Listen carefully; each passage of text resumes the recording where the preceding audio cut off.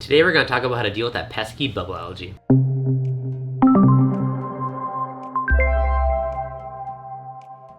Now, as some of you might know, I've had that pesky bubble algae started to kind of take over and grow on the rocks and around some of the corals in my Red Sea nano tank. Now, bubble algae is one of those things that can really turn someone off in the hobby. The tank is overrun with a certain type of algae, they don't know how to deal with it. That really could be a reason that someone would leave the hobby, give up on it. And there's different ways to deal with it. So today I want to talk about kind of a few ways you can rid this kind of pest from your tank and continue on with a happy reef tank. So to start out, if you have a larger reef, one of the easiest ways you can deal with it is get some fish or certain creatures that will eat it and deal with it. So certain surgeon fish or a rabbit fish such as like a foxface, for instance. Great bubble algae eaters. And if you have a larger tank, great way to go. Now if you have a smaller tank like the nano tank, there's no way you're going to put these big fish in there. So the next thing we can look at is certain inverts like emerald crabs. Now these little guys are ferocious bubble algae eaters if you get the right one. So I've had some that just could care less, and other ones are like all over it and they'll just chow down and go to town on it.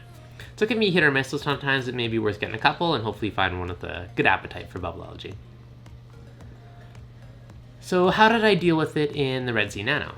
Well, for starters, I did start off picking up an emerald crab. Now, I put this guy in, he literally started munching on it within seconds of touching the rock, so great one. Now, I left that for about a week. It still didn't seem to put much of a dent in it, so I picked up 2 more. So now I have 3 emerald crabs in my 20-gallon tank. Now, just to say, I did have a lot of bubble algae, so I needed a small army to deal with this. Same thing, they're plunking away. I still had a lot of it, so I decided to step up my guns a bit and try a product called Vibrant Aquarium, or Vibrant Reef Cleaner. Now this stuff, I feel it's a little expensive. I think I paid $40 or $50 for this bottle. Normally I would not do this. Now they don't even claim to deal with bubble algae. This is just stuff that someone recommended to me and I've read about it online that it does. So I figured it's worth a go if it can save my tank. So I picked up a price of this, wasn't cheap. And the first couple weeks, didn't really notice the difference. Week 3, week 4, it started to look reduced. Now, the last week or 2, I've really noticed a huge difference. I'm going to say it's been about 6 weeks now.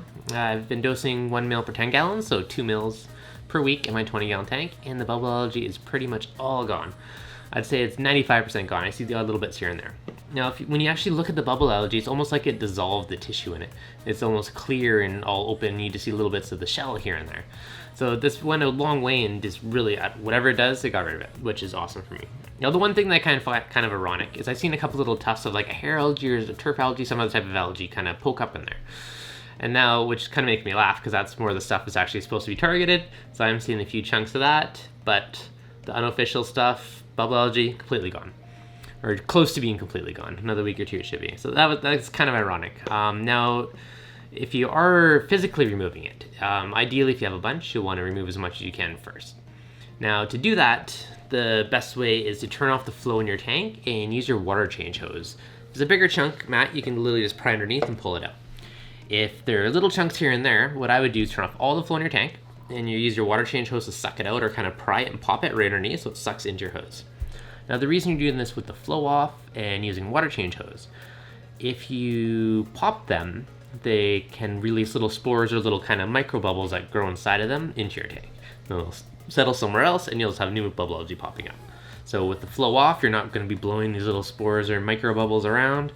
You're just going to suck them right out. So it's kind of a safety precaution and it's an easy way to remove it. So remove what you can. Add a small army if a larger tank, like some foxfaces or some tanks. Smaller tank or emerald crabs. I mean, they could work in either size. And this stuff, let me just grab it and show you guys. Yeah, so that's the Vibrant stuff.